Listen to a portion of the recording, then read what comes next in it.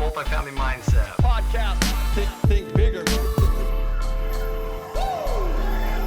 Hey everyone, welcome back to the Multifamily Mindset podcast. I'm your host, Kyle Brown, and I'm excited to have you here. Whether you're a longtime listener or new to the show, we're thrilled that you joined our growing community. So every Tuesday, we bring you interviews with MFM students sharing their journeys and lessons learned. And on Thursdays, our mindset expert, Dallas Pruitt, unpacks key principles that drive success. And don't miss Wednesdays when Tyler Deveraux hosts the Own the Outcome, featuring high-level guests and their paths to success. So thanks for tuning in, and let's just dive in. So today we actually have a very special guest, one that I've gotten the opportunity to see grow a little bit through his MFM career, but just start learning more and more about his success. So here we have Michael Rebelo, who's reaching out to us from the middle of a forest somewhere. Michael, how you doing? Pretty much. Yeah, I'm doing great, Kyle. It's an honor to be here, and this is awesome. Yeah. I gotta ask this before we get into it. You're in the middle of a forest right now, in the middle of a car, having this interview. Yep. I'd love to hear more just about why you're there right now.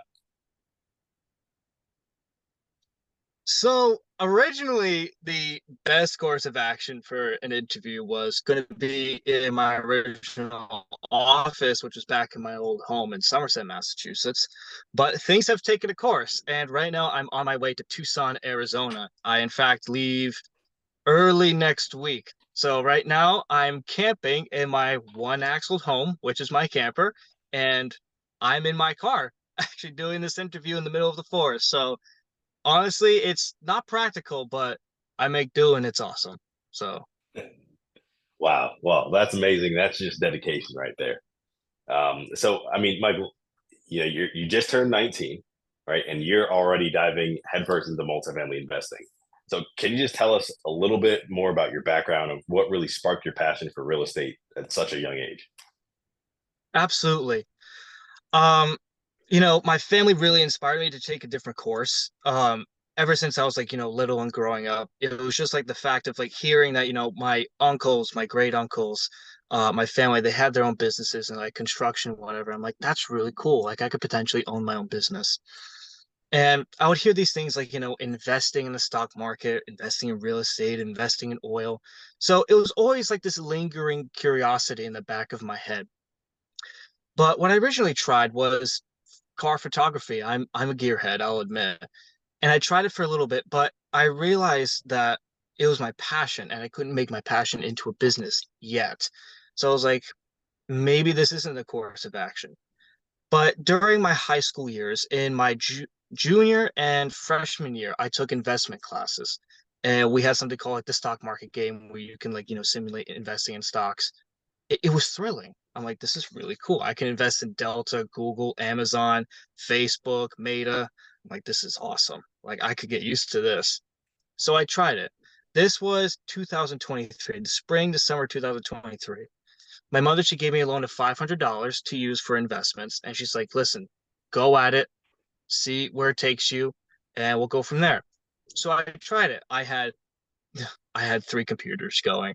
I had Bloomberg, Yahoo, and then I had my financials on one computer. And I was just staring at this all day. I mean, when the market opened, I was just like at the computer, like just staring at it. But I would notice the tick up, the tick down, up, down, up, down. It was almost like hypnotizing. I'm like, this is not for me. Just trying to keep up with it. I'm like, this isn't my niche. So I pulled back and I'm thinking, I need some sort of, investment for me to sink my teeth into. But then my mother, on the other hand, when all this was happening, um, we all had bank accounts, and I specifically had one developing interest. But her local credit union apparently was not giving us the interest that the account needed. It was like 4% less than what it was getting. So my mother's like, why hasn't anyone notified us about this? And they're like, oh, well, because you're the owner of the account, some sort of excuse. I don't even remember. And my mother, she just sat there and literally told me, I'm watching your money crumble. I'm watching your grandmother's account crumble, your grandfather's account crumble, and my account too. This is from her speaking. And she's like, I won't let this happen. We need to find some sort of investment or something in order for us to get passive income. So I'm like, okay. So we both, locked our heads to see what we could do. But as you know, the algorithm tracks, what you're doing, what you're looking up. So we looked up a bunch of investment stuff. And then something called the Multifamily Mindset came across my mother's computer. This was in April. And she's like, take a look at this. I'm like, okay. Then we saw Tyler Deveraux talking about investing in apartment complexes, real estate, multifamily real estate specifically. And we've heard these terms before, but not at this scale because my family's invested in quadplexes, triplexes, single family homes, whatever. But we both looked at each other and went, can this be possible? And she's like, anything's possible. Let's do it. So Warwick, Rhode Island, May 31st, 2023. I remember the date like it was yesterday. We get out of the car and we automatically thought this, all right, either this is going to be some sort of a scam or they're going to try to sell us something and this isn't going to be for us. We walk in. The free seminar was about 2 hours long. At the first hour mark, we both looked at each other and said, we need more information. Let's do this. We immediately went to the back of the room, grabbed more papers, networked a little bit, then we went home. I was just so thrilled about this. I'm like, this is great. So mom also had work in Arizona, but there's also a 3 day in Denver. And she's like, that is in direct path with us. Let's do the 3 day. And before I could even agree, she already booked it. So my mother's one to take action, that I will say in the beginning. And I was like, so we're doing this. She's like, yes, we are. I'm like, okay, cool. We fly to Denver, we pull up to the Crown Plaza, and I take one hell of a deep breath and I go, let's see what this has to offer. At that time, I was 17. And when I walked in, I was a 17-year-old, waiting for college to come up, waiting to see what school I was going to go into. But after that 3 day, I walked out as somebody who's definitely not going to college. And real estate is my passion. I'm like, the amount of information I took in this weekend and the boot camp book that I have, a really thick book, I'm like, this is it. This is where I start and this is where I lock in. And it was from that point on to July all the way up until November. Mom and I, we just immersed ourselves into multifamily between the multifamily mindset, other Facebook groups and just YouTube University. We just immersed ourselves for months. Did our December fast track and joined the Facebook group and we just networked like crazy. And not only that, mom and I, we're on a road to success. And I'm super grateful and just super happy to just be in this investment. So in honesty, I'm really glad that I didn't get the returns I deserved on my bank account, or the fact that investment has always been a curiosity. Because without those two things, without those two factors, I would not be here today talking about this or the amount I've achieved since that point. So I'm eternally grateful for that. Yeah, that's absolutely amazing to hear. I mean, man, in high school, I think I was still fighting with other kids to have them stop putting gum underneath the desks. And you're talking about doing stock investing in high school. That's amazing. Um, you know, and one thing you kept on mentioning as you were speaking through that is your mother, right? So, and you also mentioned your grandmother and your grandfather a little bit too. Like, how important has your family been in this entire process? I mean, there's no words to describe how grateful I am for my mother, my grandmother, and my grandfather. I mean, those individuals are the pillars of my life. I mean, they are who I am today. My mother specifically, who, I mean, she works like a dog. I mean, I know it's a derogatory term, but she really works a lot. And it almost like pains me to see her work so much, but it's also inspiring that when she has a goal, she doesn't hesitate. She just goes and does it. And she's of the mindset of either you're going to work with me or just get out of the way. And I love that. And I know I've inherited that. But at the same token, she's definitely my why. Um, Tyler Deveraux actually spoke about this, like, what's your why? Why are you doing what you're doing? Why are you going to become successful? Why are you going to invest in real estate? And I was thinking, my mother, she's working a 9 to 5. Actually, no, she works around the clock almost all day. I mean, doing healthcare inventories and because she works for healthcare. And I'm sitting there going, I gotta retire this woman. She needs to stop working. And, I'll die a happy man knowing that my mother's living comfortably and that, she has nothing financially to worry about because she's been the head of financials for this family for as long as I can remember. And the amount of work and dedication that she's put in all these years, and corporate America just basically giving her the finger for no reason, that she's a hardworking single mother trying to get by, becoming successful with me. And the least I could do and the least that I could give back to her is to give something for her to look back on and say, we did this together, and now I can live comfortably for the rest of my life without working until I'm 75. And, you know, and to add on, my grandmother, I mean, she's adorable. She's a sweetheart, absolutely amazing. And we're all the same blood. She's a hard worker too. She came from Portugal all the way to Canada and here with just, a couple of dollars to her name. And now here we are making it across the country to a brand new home in Tucson, Arizona. Like all this hard work and the little resources that my family had, all the way from basically on the other side of the pond, all the way to here, it's just inspiring. It's just like, it's what built me up to this point. So my family, honestly, is probably my biggest why and my greatest inspiration, my greatest blessing.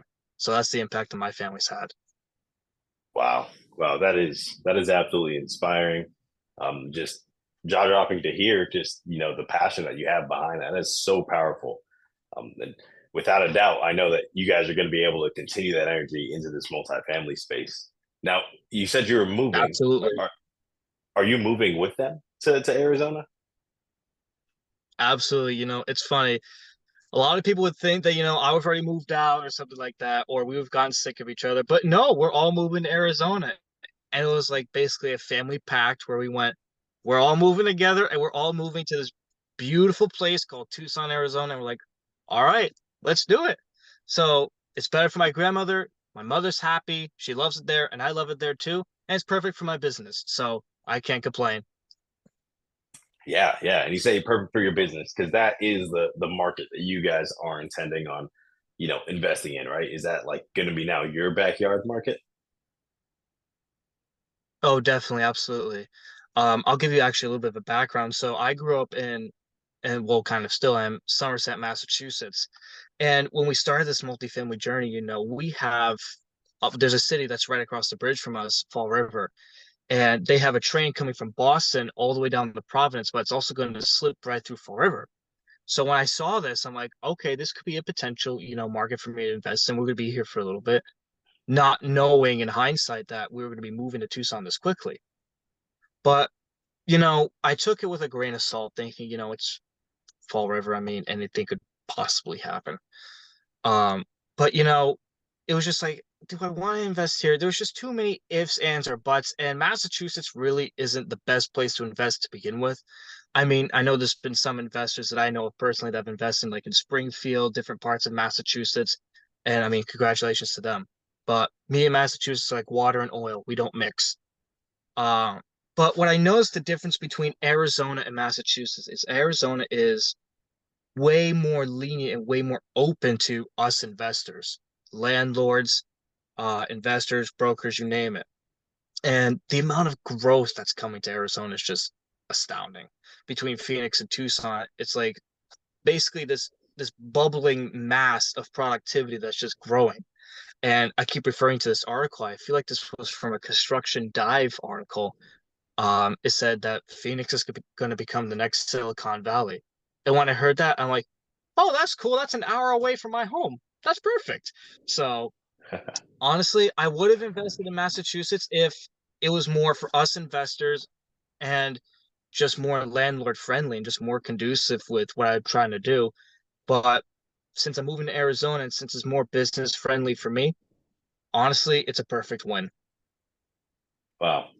Wow, that is amazing. And I kind of had said before, and mentioned that you're diving headfirst into this, right? I think everybody who has had the opportunity to meet you and or your mother just sees just the potential and the drive that you guys have. And there's just great motivation that you have. One thing just to say is that look, you guys are part of the MAC, right? You're part of the MAC. Now, with That's that, correct. that just shows that we want to hear your feedback because that's how much of an impact you're able to make on the community.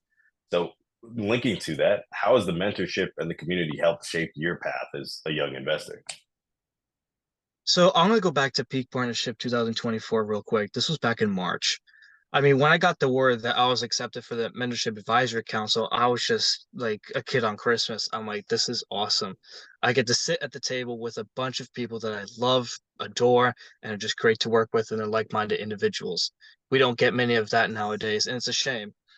But I want to say this was the pre-networking event at the hotel that Peak Partnership was being held at.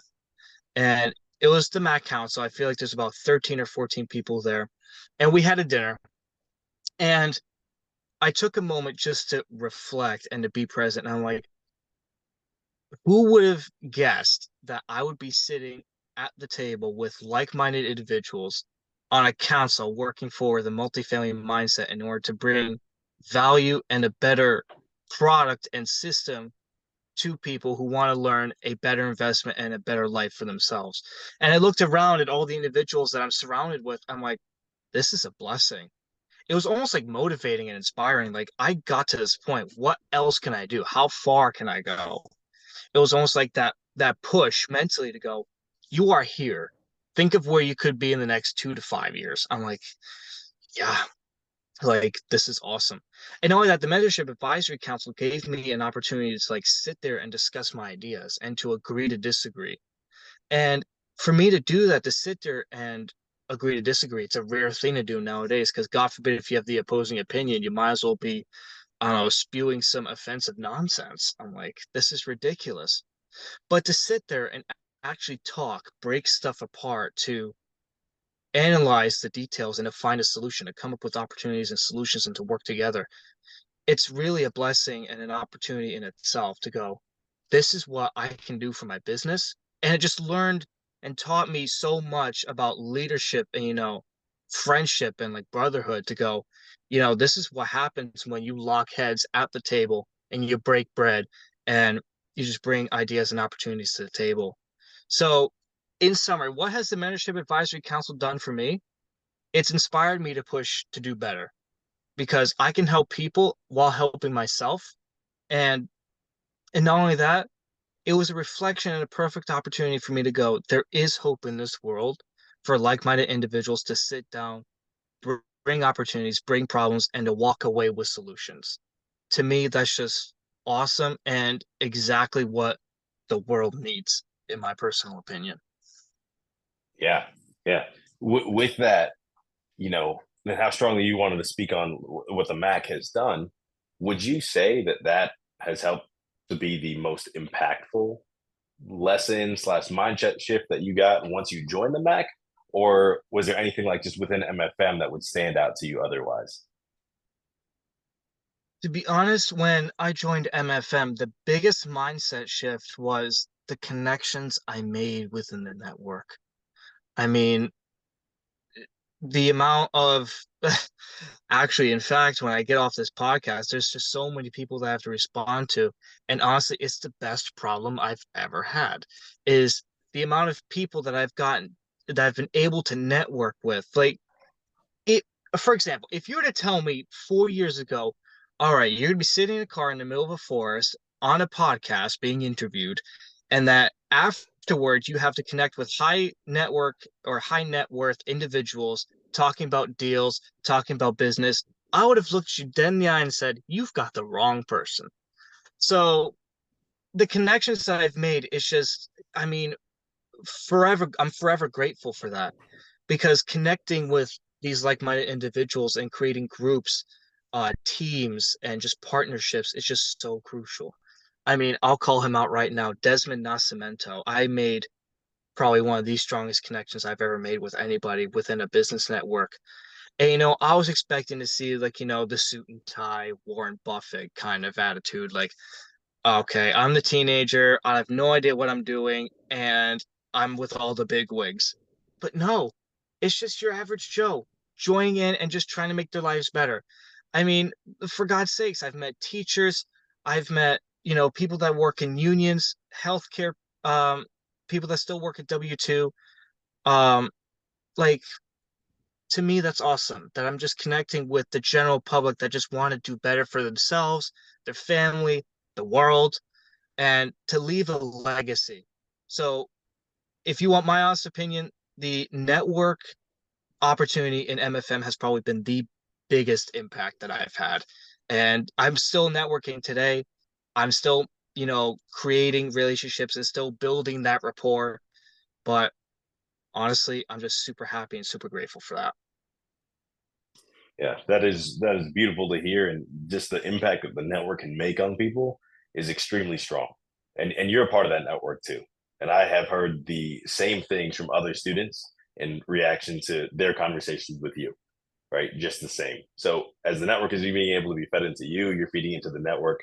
Just know that everybody here appreciates it. It's just refreshing to be able to have that conversation with you, and really to see that we're all on the same page of just wanting to make a better lives for ourselves. Um, Now, Absolutely. you're clearly just on a fast track right now, just with multifamily investing. Just all that you said that happened within just a little over a year now, right? What kind of an investor and a leader are you aiming to become, like over the next few years? That's a very good question. I've never thought about that until now. Well, I'll kind of break it down. The type of investor that I want to become is Um, I don't want to be the suit and tie investor. I want to be the middle class investor where if you come to me and you say, listen, I'm working a 9 to 5, W-2, and I'm tired of it. Can you help me? I'm like, listen, this is what I've been doing. This is where I invest. I can help teach you. And, I've taught a few individuals in my local area saying, I've been following your posts, and to be honest, I have no idea what you do, but it sounds really interesting. And I was like, let's get on a call. Let me tell you what I do. So the type of investor that I want to be in is, for lack of a better term, for the people. Like, I want to be, in fact, I made a video about this recently on my TikTok. I want to be an opportunity in the flesh to go, I'm not just an investor, I'm also a teacher and an opportunity for people to build their investment career, to build a financial legacy and financial freedom for them, their families. I just want to help. I love helping people. I mean, I'm the nitpicky kind of person to go, do you need something? Do you want me to help you with this? Do you want me to get that off the shelf? No, I got it. But I'm always that kind of person. It's in my nature, it's in my DNA to just help people. So the type of investor that I want to be is, you know, just an opportunity. Like if you want to invest with me, sure. But if you don't want to invest with me, I can guide you to others and other potential opportunities that may suit you better. So it's all about opportunity. But the type of leader that I also want to be is like I'm trying to produce content almost every day, every week. I mean, I've slacked a little bit on my Instagram, but whoops. But the type of leader I want to be is to lead the general public into something so much better. I mean, I'll be honest with you, between inflation, the interest rates, taxes here, and just the way people have become, it's almost saddening. Like there's no unity whatsoever. So when I develop a team, when I develop a partnership, when I develop a company, or whenever I go live or public on my social media, I want to bring people in together and I want to teach people this is what I'm doing. And, this is the mindset that I've been taught through MFM, through different programs, through different coaches, through different people such as you, Kyle. And like just to be there to say, listen, I'm not afraid to roll up my sleeves and get into the mud and start working with you guys. I'm just not. I like to get my hands dirty. That's the kind of leader I want to be. I don't want to be sitting there on the high throne to go, yes, invest with me while I sip my wine. No, I will be in there, hands dirty, doing the market research, due diligence, walking properties, flying out there, meeting with investors. Like, I'm a leader just as equal as to you. Like, I don't care if you've got a 9 to 5, if you're unemployed, whatever your situation is. To me, you are as equal as to me. We're all leaders. And that's what I want to show people is that I'm not just a leader. I'm also the same as you. I'm a hardworking individual, but I'm also teaching leadership so you can teach other people. So it's almost like that reciprocation effect. So me as a leader, I want to make others leaders. So that's my investor and future leadership part, I guess you could say. Yeah, wow. And again, I think you always get me caught, and all other people at a loss of words with just the way that you present yourself, right? And I'll take it back to, when I was 19, I was thinking about how I'm going to get on the video game the next day, right? Whereas now you're really Absolutely. I getting feel into that. that. Yeah, exactly. And you're getting it like, what do you say to other younger audience members, right, that are actually considering getting into real estate? What if they decided like, hey, I no longer want to do college and I want to jump into this? What would you say to them? So for the younger individuals listening to this, I just want to say congratulations because you are on the right path. Now, bring this back maybe 20 or so years ago, college was the way to go, but in my personal opinion, it really isn't. So if you're listening to this podcast, or if you're starting to work into real estate, good for you. But if you want my personal opinion, do not hesitate. And I'm going to call myself out on this.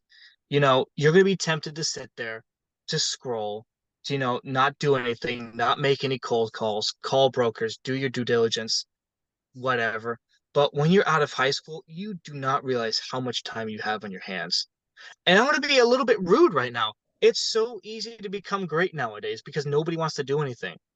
I mean, I've heard colleagues my age say, "Oh, I got work. Where do you work at Dunkin' Donuts?" I'm like, "How long do you work?" "Oh, I work 2 days a week, 4 shifts." And I'm like, "What? Excuse me?" Like, be grateful that you have a job. Be grateful that you are getting some sort of income. And you're complaining that you're working 2 days a week? Like, I'm still trying to figure out my schedule and like traveling and throughout the different time zones while still cold calling people, connecting with brokers, underwriting properties, networking. It's controlled chaos. But for my younger individuals that are listening to this around my age, maybe older, maybe younger, just go do it. Just like put the phone down, just go do it. I promise you it's worth your while. Is it going to suck? Absolutely. To sit there, go through underwriting, go, I'm been staring at numbers for hours. Just keep plugging away. If you're nervous to call somebody, just do it because that's the perfect time to do something. Um, and if you're young listening to this, you're doing it at the perfect time. Just do it now. Go take action. Don't hesitate. Pull the trigger and just become successful as quickly as you can. Of course, with the right ways. Um, and the last thing that I'll leave too is knowledge. I mean, TikTok, Facebook, and Instagram have investors that post daily. You have um real estate groups on there too. Go out and network. Networking has never been as easy as it is now. Like just go. Shoot a message, say, "Hey, I've been seeing you posting here. I'd love to network. I'd love to get on a call and talk a little bit, and see if we can excuse me, a potential partnership." Like just go do it. Just do it, as the Nike commercial would be. But go take action. Do it now. It's the right time. So that's my note. Yeah. And, one thing that you're kind of alluding to throughout this entire interview, and I want to bring it up to you now, as Multifamily Mindset, our tagline is think bigger, right? How do you choose to think bigger? It's a really good question. Like, I'll give an example. I originally thought, like this trip, mom and I, we already did the first leg of the journey, and that was like traveling down to Arizona to go scope out for a house. And we're like, okay, this is gonna take us about a week. We did it in 3 days. Like we shaved off 2 whole days because we were just like, listen, let's just drive as far as we can. So for me to think bigger, when you have a goal, see if you can expand it just a little bit more to go, what else can I get in there? What more can I put in there so my goals can just get bigger and bigger? Because if you just keep with the same amount of like size goals, you're just gonna have this straight line of productivity. You're eventually gonna get there, but at a slower rate. But if you eventually just make goals a little bit bigger and bigger, and if you could expand each goal, say, okay, let's say this, I want to make 300 calls today, but what if I can make 400? Like, you know what I'm saying? It's always that what if in the back of your head that goes, what if you can make 400? And then you realize that your goal for the next day is going to be so much larger than what you thought your goal today was going to be. Like, let's say your original plan was to make 300 calls today and maybe 350 calls tomorrow. Hell, you could finish today with 400 calls, and the next day you might hit 500. So whatever goal that you have or whatever mission that you are going to pursue, try to see if you can add just a little bit. See if you can push yourself just a little bit more. Because if you could push yourself just a little bit more, you're going to look back and realize, wow, that took me less time than I thought. And I've just grown so much. I've grown so quick and so efficiently that I was almost underestimating myself. So to think bigger, just keep going. Just add a little bit more to yourself, to your goals, and to whatever you're doing. Because eventually you're going to be bigger than you thought you were in the end. So Yeah, that's amazing. So, Michael, now I will say there's going to be tons of people that are going to be wanting to reaching out to you towards the end of this after they hear this podcast. They're going to want to pick your brains some more. They're going to want to actually want to learn, how can I be the next Michael? Right? That's always the next question. How do I get the drive that Michael has? So, if anybody's wanting to reach out to you, what's the best way that they can do that? Oh, that's a good question. Honestly, any social media platform that exists, you can reach me on. Just type Michael Rebelo. It's in there. But you can also reach me at my personal cell phone number, which is, if you don't mind, if I could just say it out, if that's fine. Go ahead. Yeah. Awesome. The phone number is 774-301-3105. You can call me, text me at any time of the day. I might take a little bit to respond because of the cell network, or I might be doing something, but I will get back to you as soon as possible. And if you're listening to this and want to reach out, let's do it. I'd love to network. I'd love to meet you. And I just love cultivating relationships. So let's do it. And if you don't want to use phone number, find me on social media. I'm on TikTok, Instagram, Facebook, LinkedIn, a little bit on Twitter, YouTube. You can find me anywhere. So I'd love to chat. Yeah, well, we very much appreciate your input on today's podcast, Michael. I appreciate just hearing from you, your feedback, kind of what you've been able to learn throughout this entire process so far. I mean, we really just can't wait to see how you continue growing moving forward. So appreciate you jumping on today. Definitely enjoy the episode. I hope you enjoyed it as much as we did. Look forward to seeing you on some more podcasts in the future. And as for everybody else who's watching this, if you just like this episode, just remember to please share this and like and subscribe. Thank you. Multifamily Mindset. Podcast. Think bigger.